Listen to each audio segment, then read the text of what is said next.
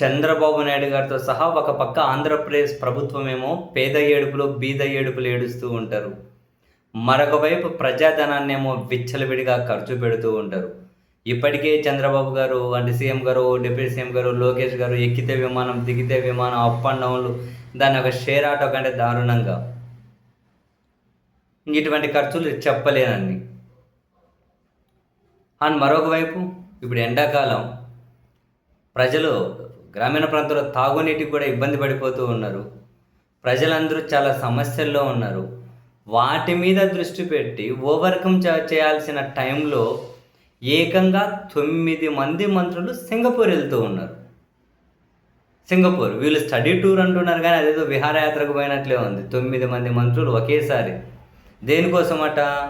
Good governance, సుపరిపాలన అట, smart governance అట, స్పీడు, ట్రాన్స్పరెన్సీ, ఆర్థికాభివృద్ధి వంటి కార్యక్రమాలపై సింగపూర్లో శిక్షణా కార్యక్రమం అట. మొత్తం మీద ఎన్ని రోజులు ఖర్చు పెడుతూ ఉన్నారో తెలియట్లే. వారం రోజుల పాటు వెళ్తున్నారు. ఈ నెల 21 నుంచి 27 వరకు శిక్షణ అట. 9 మంది మంత్రులు: వంగలపూడి అనిత, అనగాని సత్యప్రసాద్, పయ్యవుల కేశవ్, అచ్చెన్నాయుడు, పొంగూరి నారాయణ, నిమ్మల రామానాయుడు, నాదెండ్ల మనోహర్, బీసీ జనార్దన్ రెడ్డి, సత్యకుమార్ యాదవ్.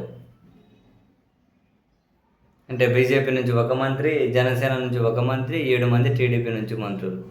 9 మంది మంత్రులు ఇంత పీక్ టైంలో ప్రజలకు ఇన్ని అవసరాలు ఉన్న సందర్భంలో ట్రైనింగ్ కోసం అటు సింగపూర్. అయినా మంత్రులు పోవడం ఏంటో నాకు అర్థం కాలే. సింగపూర్ అనేది ఏంటి? అది ఒక నగరం, ఒక టౌన్ లాగా. నిజంగా అదే పెద్ద దేశం కాదు. ఏదైనా కనుక ఒక ప్రధానమైన నగరానికి మేయర్నో ఇంకెవరిని ఐఏఎస్నో వెళ్ళి ఏమైనా చూసి వస్తారేమో అని పతనే ఉంటారు. సింగపూర్కి ఏమనంటే ఇదే మాట చెబుతారు, ఎందుకో తెలియదు. రకరకాల పేర్లు చెప్పి వదనే ఉంటారు. ఇప్పుడు 9 మంది పోతూ ఉన్నారు. ఎంత ఖర్చు, ఎన్ని రోజులు, అక్కడ ఎంతగానం ఖర్చు పెట్టాలి? ఏకంగా 9 మంది మంత్రులు. ఏమో నిజంగా అర్థమే కాదు కొన్ని నిజంగా వీళ్ళ యాక్టివిటీస్.